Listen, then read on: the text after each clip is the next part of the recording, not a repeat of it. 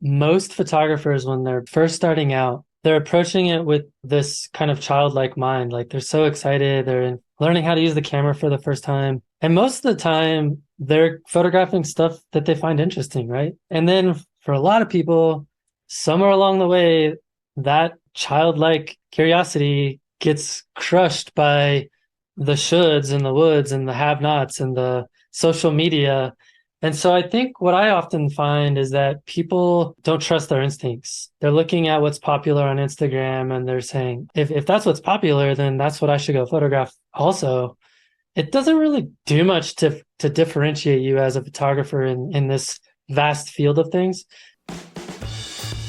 Hey, welcome to the Beginner Photography Podcast. I'm your host, Raymond Hatfield, and today we are chatting with landscape photographer Matt Payne about his epic 35-day, 30-mountain hike across the Colorado Trail and how he captured amazing images along the way. But first, this episode is brought to you by CloudSpot, the all-in-one and way better than Google Drive solution to deliver and even sell your photos online. You can grab your free forever CloudSpot account with 10 gigabytes of photo storage over at deliverphotos.com. Now, I love chatting with Matt. He has got such a strong can-do attitude, and this trip for him was a culmination of many things coming together over time. So it was great to hear him talk about that in all of his excitement. And Matt, on top of being a landscape photographer, is the host of the F-Stop Collaborate and Listen podcast, where he talks to really interesting landscape photographers about their process. He's also one of the co-founders of the Nature First Photography Alliance, and he is one of the organizers of the Natural Landscape Photography Awards, which you're going to hear about in this episode as well. He's a busy dude who loves nature. He loves sharing nature with others and is doing things that I find inspiring, and I hope that you will too. At the end of the interview, I'm going to share my 3 biggest takeaways with you, so stick around for that so that you can start to take these lessons that you hear on the podcast and turn them into action to become a better photographer today. So with that, let's go ahead and get on into this interview with Matt Payne. Matt, you've been on the podcast like a number of times already. So normally I ask, when did you know that photography was going to play an important role in your life? But I think we already know that answer. So I want you to tell me about this recent trip that you took that consisted of more than 500 miles in 30 mountains. This sounds bananas to me, but when you told me about it, you were super excited. Tell me about what this trip was and what you were hoping to get out of it. Yeah, so for people who are familiar with through hiking, there's a trail here in Colorado called the Colorado Trail. It's considered one of the crown jewels of the 3 big through hike trails in the United States. You have the Pacific Coast Trail, and then you have the Appalachian Trail, and then you have the Continental Divide Trail. The Colorado Trail is it's like, I don't know, a third of the CDT, Continental Divide Trail, and it's considered like the best part of it. And so it's about 500 miles. It goes from Denver to Durango. And I quit my job in June because I was transitioning into full-time photography. And I knew that I would have about 2 months off in between the two in the transition time. And I was like, man, when am I ever going to have the time available to be able to do something as epic as a 500-mile through hike? And so I started making all these plans way back in April, actually, to do it. And, there's a lot of logistics involved. You have to figure out where you're going to get your food, how many days of food you need for different parts of the trail, get all of your gear list specific to that, what you're going to need for that hike.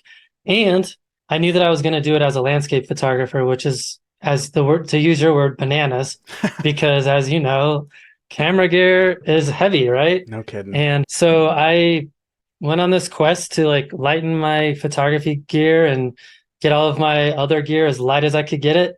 And I ended up with a base weight before photography gear of just about 15 pounds. And then my photography gear added another 6 pounds. And then, of course, then you add in food and water. So I was ranging anywhere between 30 and 40 pounds a day on my back.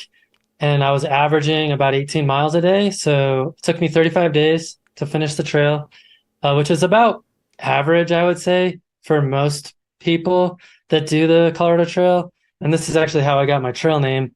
People name you, people meet you on the trail. There's kind of this fun culture and through hiking, and you get a trail name based on a personality quirk or something weird or strange that happened to you, whatever, my trail name is extra credit because in addition to doing 500 miles and doing 17, 18 miles a day, I also climbed 30 mountains along the way. So that involved a lot of getting up really early to do these side hikes. It involved deviating off the trail and climbing mountains that were connected via ridges.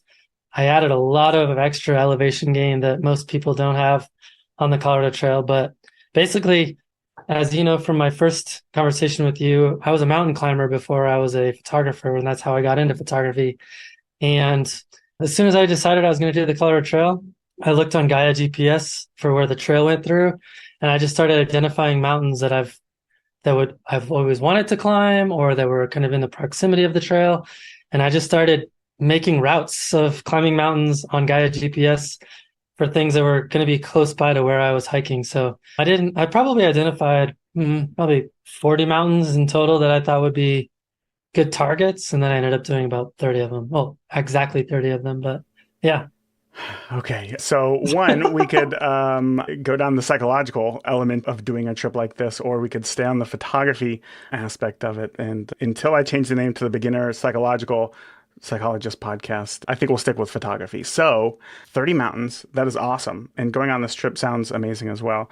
What was your hope from the photography standpoint? Because when I think of going out and shooting landscapes, I think it's very calm, it's relaxing, I can take my time. You know, the mountain's not going anywhere. Just wait for the right light and then take the photo. But when you got 18 miles a day that you have to cover, there's got to be some time pressure on that, as well as, you know, you don't really have an option to come back a day later if conditions aren't favorable. So let's start with, what was it that you were hoping to achieve with your trip?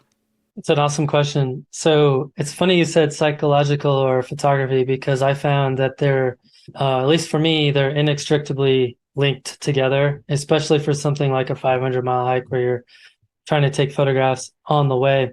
So I kind of had three goals for my through hike. The first one was just to have an amazing experience in nature with no expectations of what may or may not happen, and have put a feather in the cap, so to speak, like something to be proud of when you're 70 years old with your grandkids and, well, I did the Colorado, that kind of thing. Yeah. You know what I mean?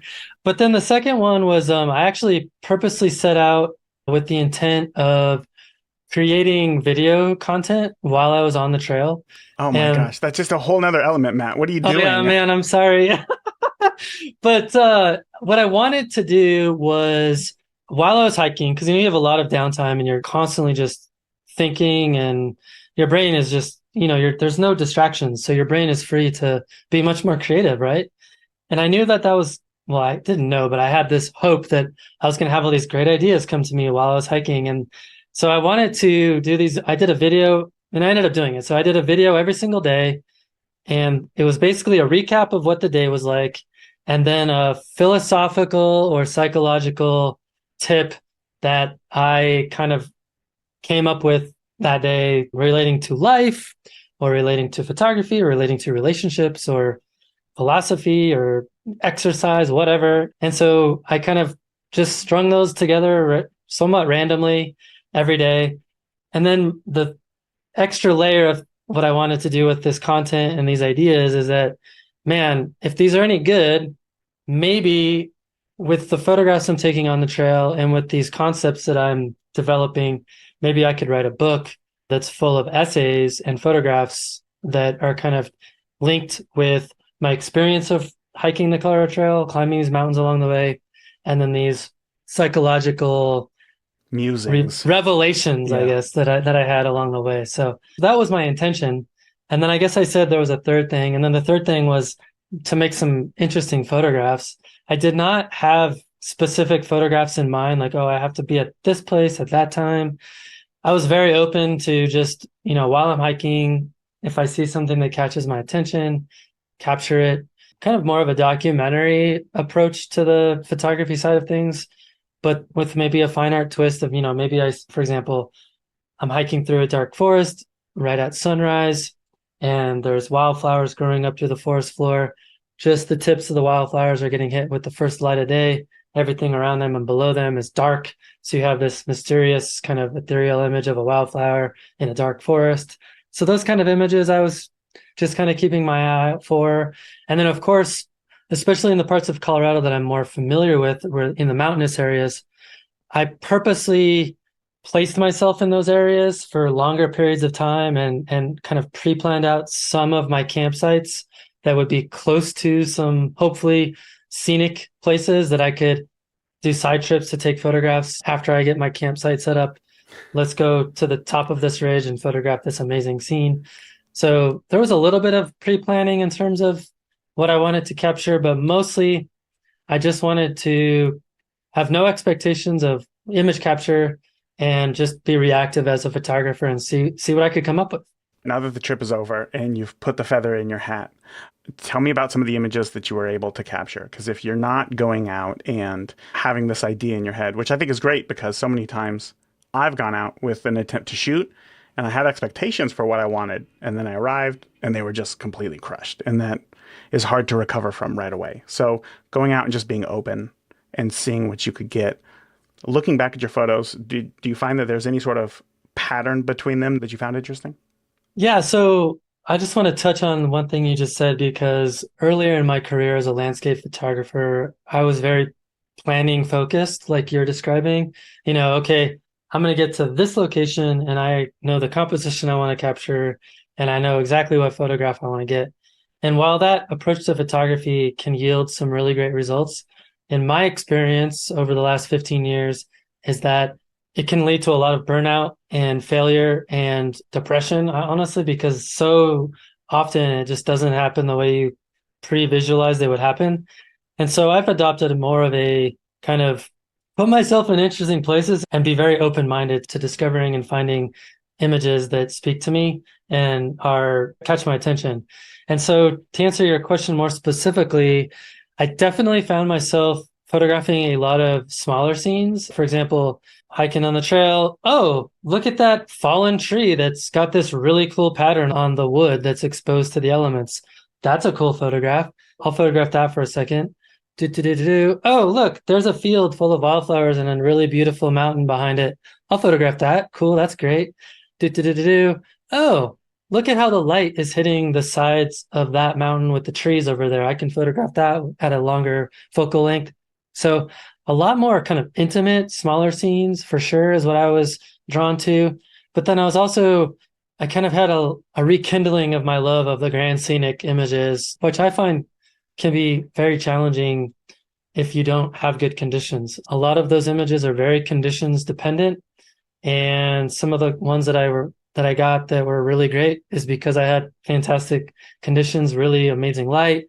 I put myself in some really interesting places like 2, 3 miles off trail at campsites above tree line where maybe there's a single 14,000 foot mountain reflected in this huge lake. Scenes like that, I found myself trying to get to and capture. So it kind of ran the full gamut of small scenes, abstracts, details, intimate landscapes, and grand scenics kind of all together, which was super fun to photograph. So yeah, like basically just whatever I came across that I found interesting, I made a photograph.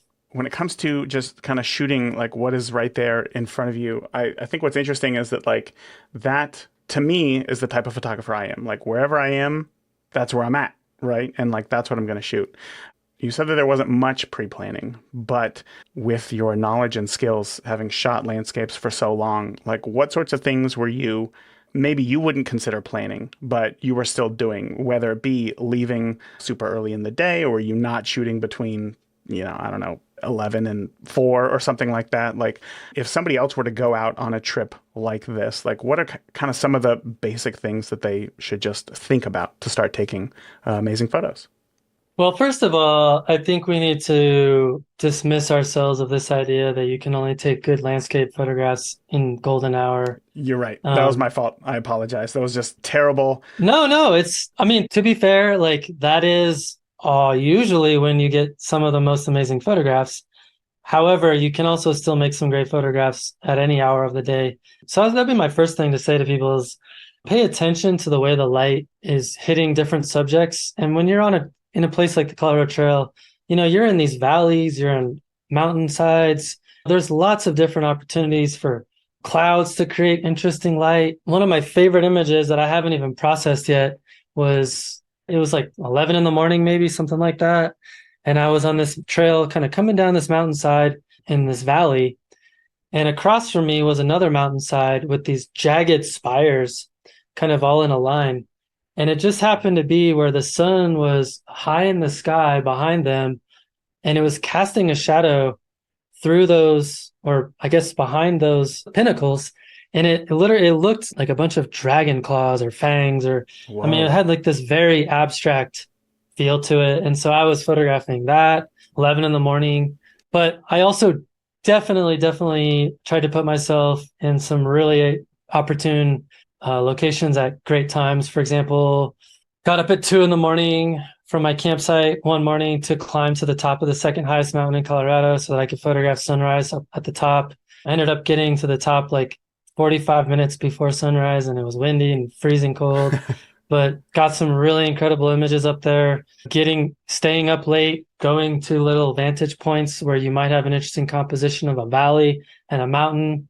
A lot of it was just studying the map, understanding where the light was going to be at certain times of the day, having that intimate familiarity with the mountains and how they react to different light at different times of the day. For me, that was a huge advantage that I went into it with, because with that familiarity of subject, I didn't really have to think too much. I just knew like, oh, if I'm going to be at this part of the on the map at 4 o'clock tonight, I'm gonna probably want to get myself to this part because it's gonna look awesome looking that direction, you know. So a lot of that kind of stuff, just understanding the topography and how light impacts topography, I think it played a huge role in what influenced where I went.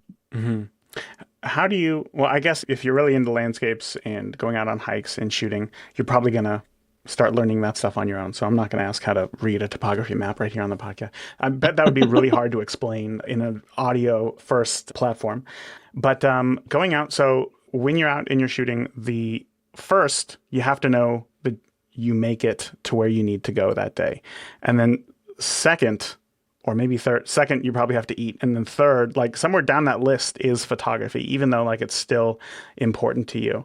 How did you know at the end of your trip whether or not you captured all the photos that you needed to?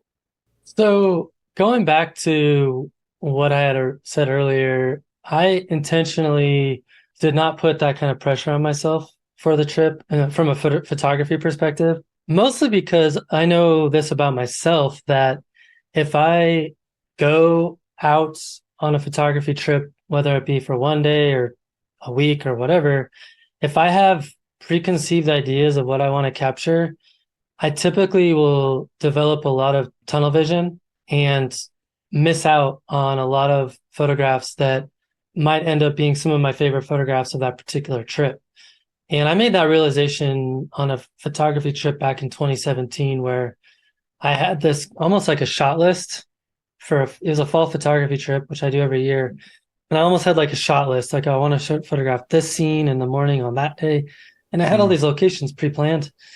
And I remember 3 days into the trip, I was just literally, I was about to quit photography. I was like, this is so ridiculous. I'm not getting anything I like. Dang it. Mother Nature just is not giving me what I expect. uh, Right.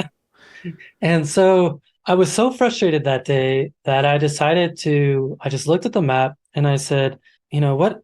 Why did I get into photography to begin with? It was because I was hiking and climbing mountains and reacting to scenes that I saw that I thought were beautiful. That's how I got into this to begin with, right? So I'm like, how do I get back to that passion that drove me into photography to begin with? So I found a trail that was like a mile away from where I was at, never hiked it before, didn't know where it goes, started hiking that trail, got to this top of this huge plateau, and witnessed one of the most ridiculous Colorado mountain scenes that I've ever seen in my life. I still consider it probably the top three views in Colorado. And I'd never, ever seen anyone else photograph it before. And I'd studied a lot of scenes in Colorado before, right? It was incredible. And it was just a huge reminder to me that some of your best photographs come from just putting yourself in nature and relying on your intuition to capture photographs that speak to you. And the added benefit of that is that those photographs are more personal to who you are as a person because that's, you noticed it. It's you were drawn to it for whatever reason, whether it be the light or the color or the shapes or the textures or the subject matter, whatever it is. And then your job as the photographer is to capture it in a way that is interesting for the viewer. So I went into this whole Colorado Trail thing knowing that I wasn't gonna pre-plan any of the shot lists. Yeah, I put myself into some really cool spots on purpose, and I intentionally gave myself extra time in the parts of the Colorado Trail that were more target rich for photography. And the areas that I kind of didn't think were going to be as good, I was like, okay, I'm going to hike 24 miles a day, Oh right? my gosh. Or like my first day, I did 28.7 miles or something Day like that. My one. very Wow. day one, yeah. And it wasn't because that part of the state is boring. It's just not as interesting to me as a photographer, although I captured some photographs I really liked. So for me, it was about understanding who I am as a photographer, what makes me tick, and then just leaning into it as hard as I could. So I did a lot of that, Hmm. but it wasn't super pre-calculated or anything like that. It was, Right.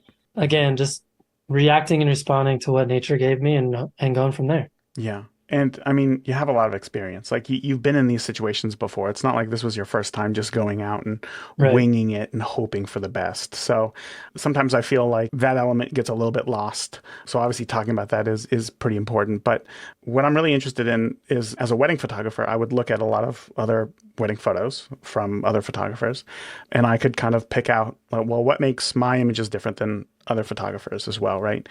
When you're shooting a lot of the same targets, right, these locations as other photographers, how would you describe your work as being different from other landscape photographers? Well, that's a great question. And that's part of hopefully, the evolution that you go through as a photographer is that you start to pick up on things that differentiate you as a photographer from other photographers. And at the risk of, sounding arrogant or whatever, I've actually spent a lot of time thinking about how to do that. And because early on in my photography career, I spent a lot of time emulating other people. I would look at photographs online and I would say, I want to go photograph that exact same composition. And some people say that can be a good way to learn because you start to understand composition and light and all that kind of stuff. But it also kind of steals the thunder of that original photographer a little Mm, bit if you're just copying other people ad nauseum. And once I kind of made that connection, I decided, okay, I need my work to be my work. I want it to be a reflection of who I am as an individual. I want it to reflect the things in nature that I'm most interested in, which for me happens to be geology. It happens to be finding patterns in the chaos of nature.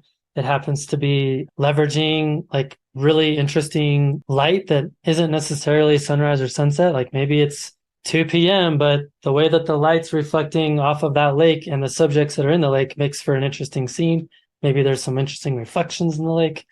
I try to leverage the things that I'm most drawn to in nature. Like if I'm hiking and I say, whoa, look at that thing. What the heck is that?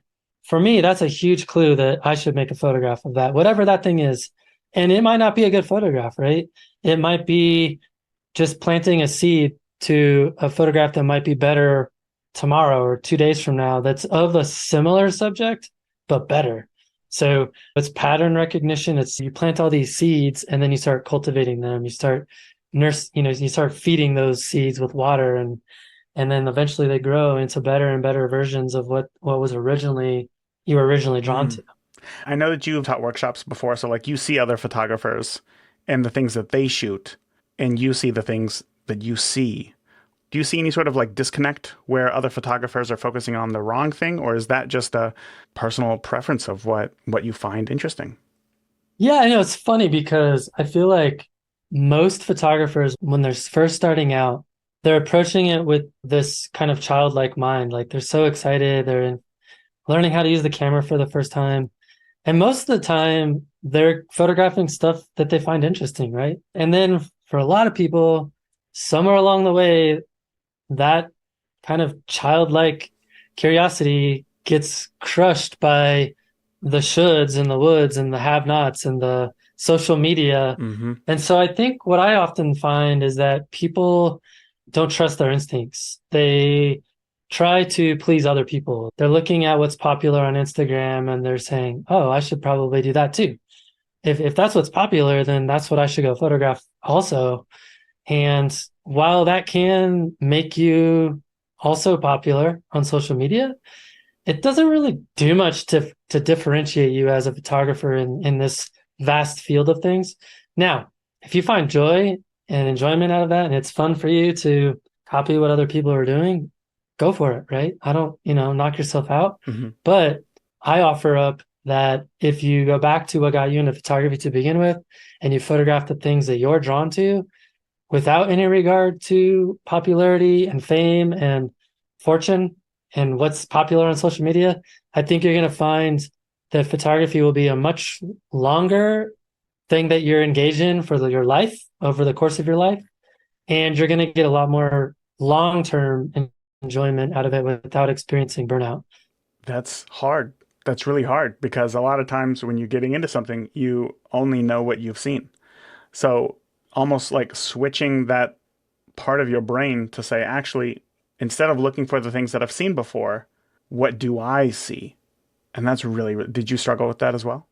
I did. In fact, I remember I was on a trip I think it was that 2017 trip, and I was out photographing with some friends of mine who I hold in very high regard, some of my favorite photographers who have a very unique and personal vision and a unique approach to their photographs. Alex Noriega, Sarah Marino, Ron Cascarosa, David Kingham, Jennifer Renwick. And we were just in a truck driving through the country in Colorado in fall. And I told them, I'm like, I just don't see the stuff you guys see. I don't know how you do it. And they were like, well, what are the things that you notice? And why aren't you spending more time with those subjects? And it just clicked with me. I'm like, yeah, you're right. I see things all the time that I think look cool, but I don't spend enough time photographing them. So I think if you want to become really unique and different in this crowded field, you need to spend a lot of time experimenting, failing. Failure is good. I say fail fast and fail often and learn from those mistakes because the next time you see that subject, you're going to photograph it maybe slightly better or slightly differently, and your work's just going to continue to improve. I also encourage, especially new photographers, I encourage you to look at the work of a lot of photographers and don't just spend time on Instagram. I'm not talking about that. I'm talking about buy some photography books, right? Like, I know we're going to talk a little bit about this, but I run a competition and we compile the best photographs of over 15,000 images that are submitted. And we compile the best of the best images that we like the most in a 220-page book.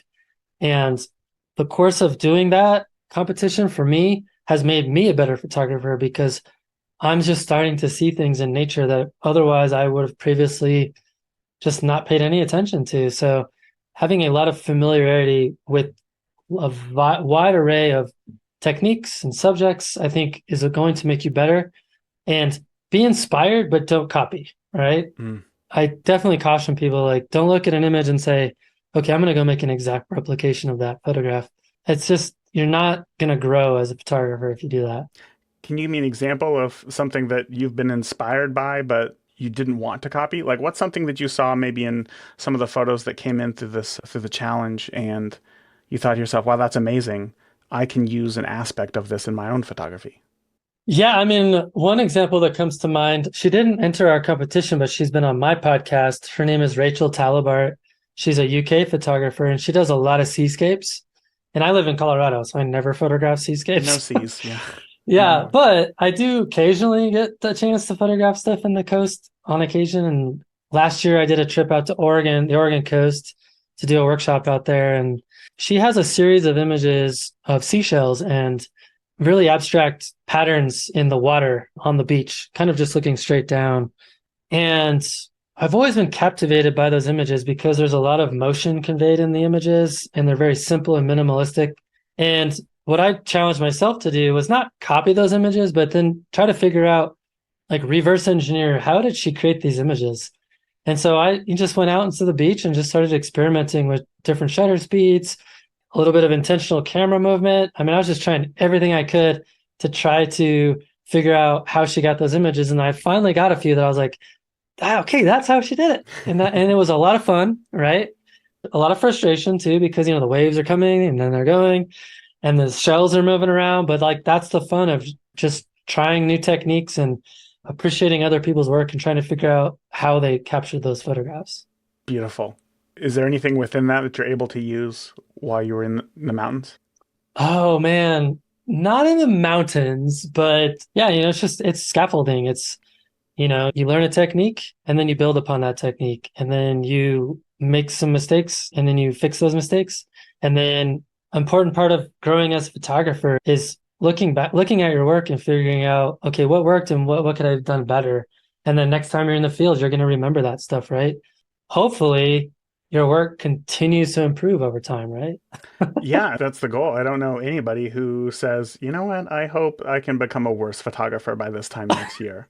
And if they are, I'd gladly buy some of their camera gear off them. Let's talk more now that you touched upon it about the Natural Landscape Photography Awards, because this to me is fascinating. A few years ago, I reviewed, I think it was Luminar, like one of the first AI editing tools, and their big thing was like sky replacement. And I thought, this is so cool. Like, it's now so easy to just replace the sky. And so many times on a wedding day, especially here in Indiana, just like there's nothing in the sky. It's just nothing.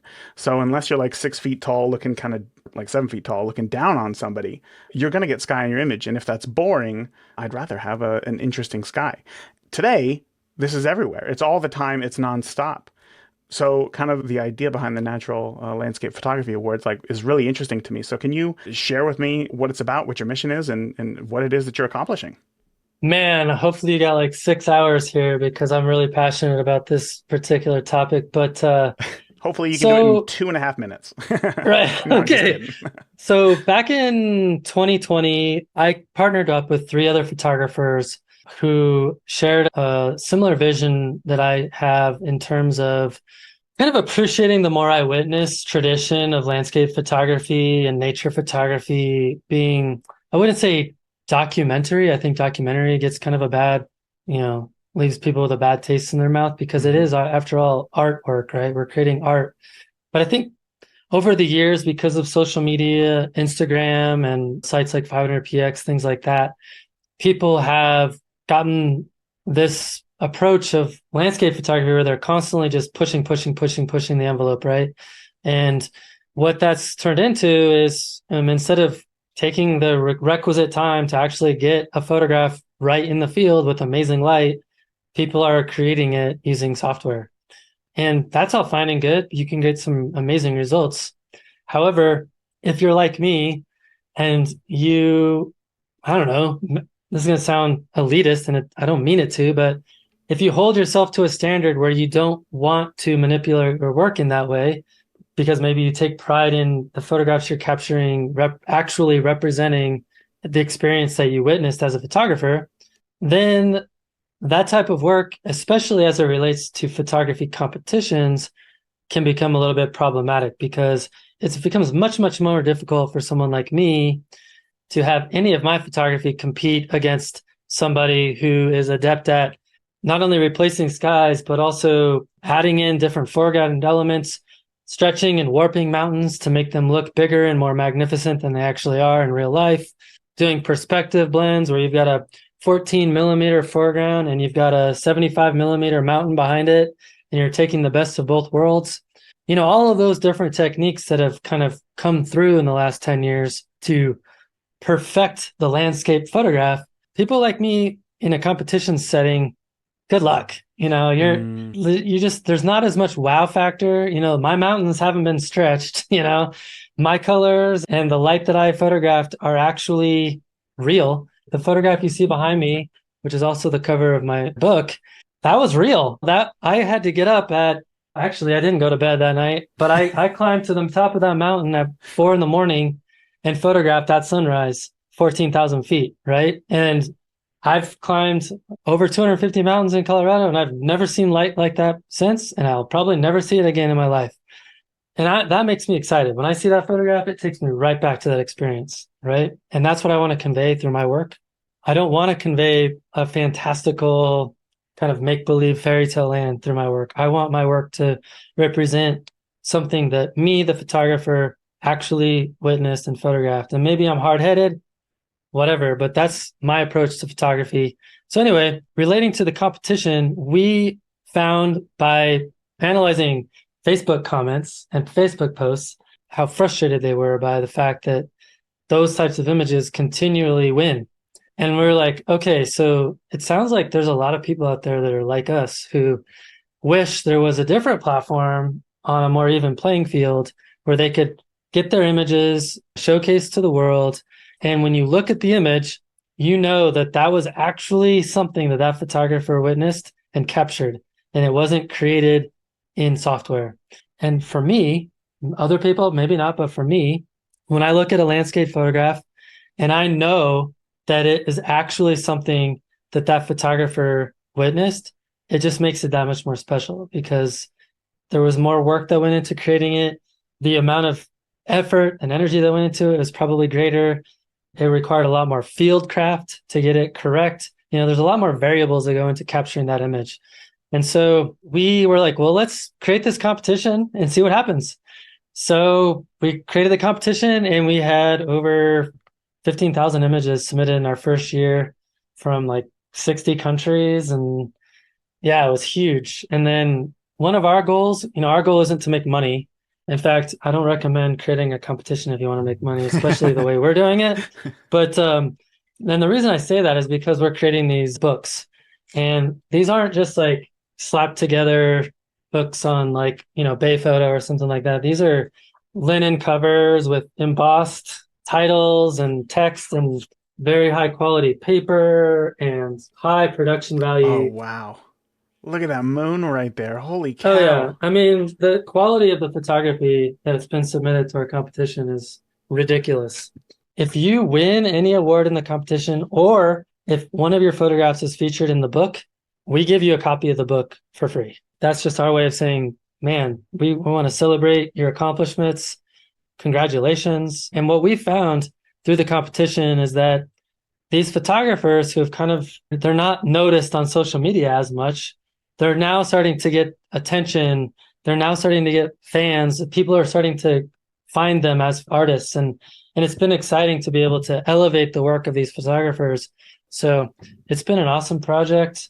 Our goal is to push photography, landscape photography, push it back in that direction that was so celebrated by the founding members of Group F64, which is like Ansel Adams Yeah. and Brett Weston and all of those photographers who kind of came out of that pictorial movement, and they wanted photographs to actually represent scenes that they captured, right? So Hmm. Hmm. that's what we're trying to do with it.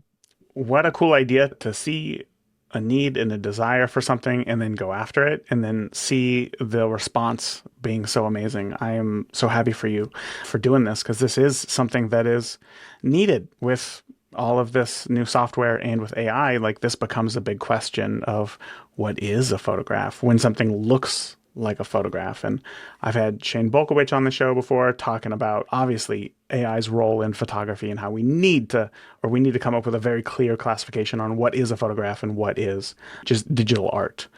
If capturing a photo that is like genuine and pure and like this really happened is so important, this may be just a personal question. Why not shoot film? It's funny because I'm always telling film photographers, why not shoot digital? Because to me, film has a lot of limitations, not in terms of what you can and can't do with it in post, but just, the mechanical limitations in terms of cost. When I do a fall color trip for 14 days, I come home with, I don't know, two, three, 4,000 raw files, right? I mean, there's no way I could afford that as a film That's a photographer, lot of right? film. Yeah, that's a lot of film. Yeah, so for me, it's more of a practical Mm. thing, and then also overcoming some of the limitations of film for a lot of the subjects that I like to capture would be very difficult. Like I photograph a lot of trees. If you're using F64 or F32 on a large format 8 by 10 film camera, good luck getting any of those leaves in focus, right? Like they're going to So be much blown in the motion. wind. Yeah, exactly. I know. Oh, that's a So, good but point. to your point, I mean, I think film is kind of an interesting medium. And actually, we have several people enter the competition with just film images. In fact, in our first year, the photograph of the year was a film photograph. Oh, wow.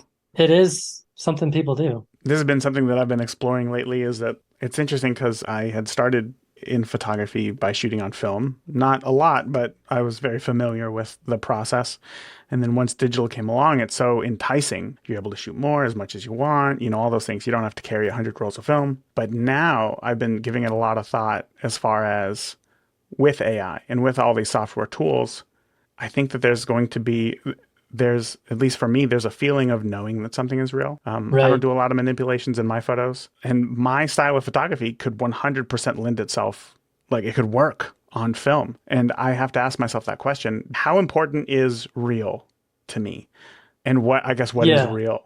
Is real something that you can Right. hold? Because if that's the case, no digital image is real. So that can't be the case. So it's Well, coming up with those definitions. I mean, it's funny because I think it's a misconception to say that photographs are real.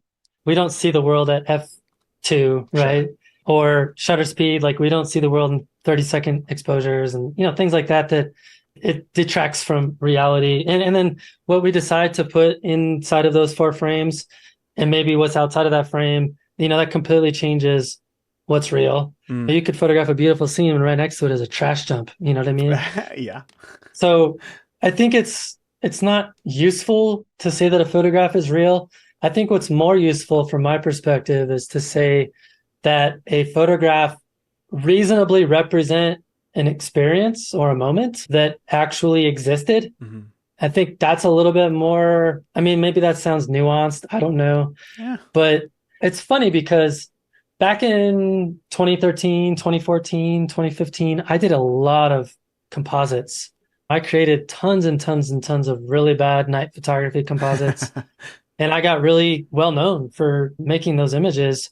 And what I found for myself looking back, but also at the time, I never really felt much pride in those photographs. I like, okay, yes, they became popular and I actually got into magazines and newspapers and all kinds of stuff with those images. But I look back at those photos and I'm just like, that it's kind of fake. It's kind of manufactured. It's like I didn't actually experience any of those moments. And so like for me, it just rings hollow at that point for me. And so what I realized is having those authentic moments or experiences be represented through my images was important to me.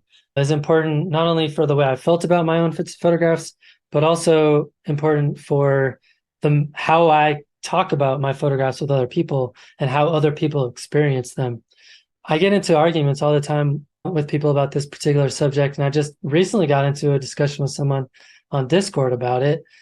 He's a commercial photographer, does a lot of product shoots for fast food companies, things like that. And he's like, yeah, like I manipulate photographs of burgers and tacos and stuff like that All the all of the time. time. Yeah.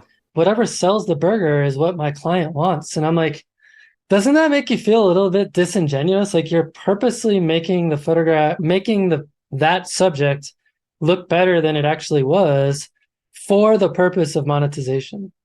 And I think that's where I keep coming back to this problem in landscape photography is that I think motive matters in terms of what you do with your photographs. I think if you're doing photo montage or creating elaborate composites to convey an artistic idea, and that artistic idea is conveyed through an artist statement, or maybe it's part of a project and that project has a description, and maybe you've got like really huge moons and like funky colored landscapes that don't exist.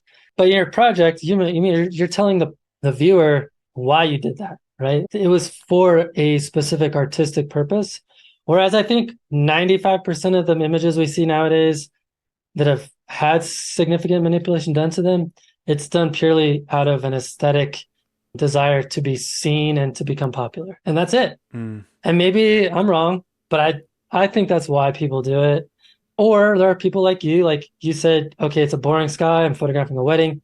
Maybe someone's on an assignment for a company to photograph a hotel. They want to make that photo look better for the magazine or the hotel company.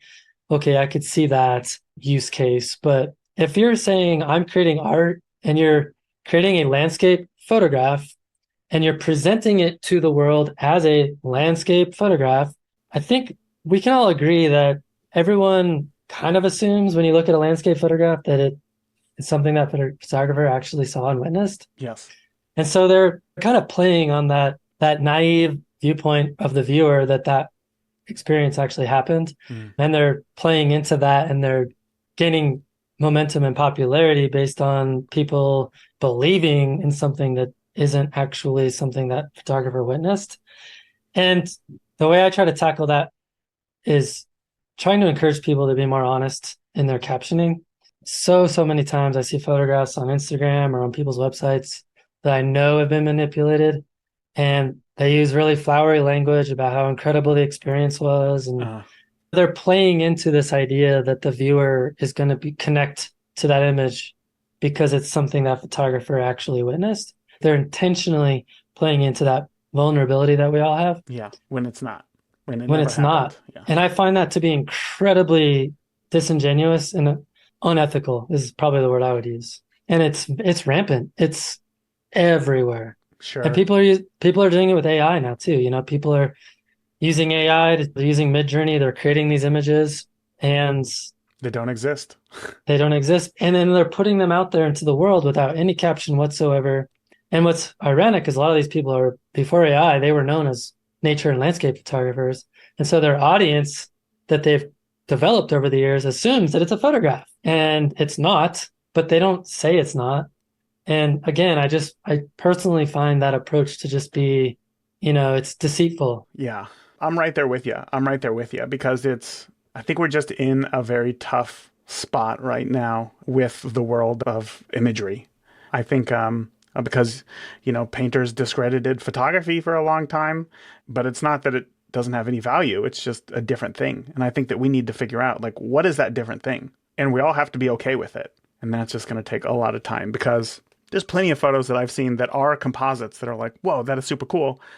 I know that Totally. that's not cool, and like when you watch, I don't know, Avatar, that we never went to this Pandora planet or whatever, but you still say to yourself, like, that was cool. And you allow yourself to be in that for a moment, knowing that it's Yeah, not cool. But then you totally. watch a documentary and you're like, that was amazing on an entirely different level. And I think once we figure out how we're going to classify these two things, it's going to be easier. But I'm right there with you. The deceitfulness is bad. Have you ever heard of the term splitters and lumpers? No, I haven't. Tell me about it. Yeah, so I think where you stand on this particular subject greatly depends on whether or not you are a splitter or a lumper. And this actually dates back to like the scientific classification days, like Charles Darwin and stuff, Uh-huh. where, they're like, okay, this is a bird. Okay, no, it's a subspecies of bird. And like in that scientific community, you had people who are like, oh no, it's just they're all kind of the same, they're Uh-huh. lumping everything together. Uh-huh. And I think there's a lot of people who do photo montage and composites and digital art who present their work as landscape images. They see they all it's a photograph. It's all a photograph. It's artwork. It's an image. Who cares Hmm. if you differentiate it? And then there's people like me. I'm very much a splitter because I don't necessarily associate myself with that particular approach to creating artwork. And I don't see what we're doing as being remotely the same. Right. And I'm not saying I'm better. I'm just saying it's different. And I think having a way of recognizing that those differences is important to me. Of course. Yeah. I'm going to have to look more into that. That is a very interesting concept, but it absolutely makes sense. But before we start an entirely different podcast on the ethics of AI and manipulation and things like that, we are at the end of our time here, Matt. So I'm going to have you back on and we're going to chat about this again because this is obviously a very, very important topic. But for today, listeners are thinking to themselves, I want to see more of Matt's photos, knowing that it's real stuff. So where can we find you online? And also, don't forget to mention your podcast. Yeah, cool. So Instagram, Facebook, all those fun places, Matt Payne photo, it's Payne. My podcast, if you like the kind of conversations that we just had, I have similar conversations with photographers relating more specifically to nature and landscape photography. But we cover other things like business and marketing and website design and all things photography, but it is more niche to landscape and nature. But it's called F-Stop, Collaborate, and Listen.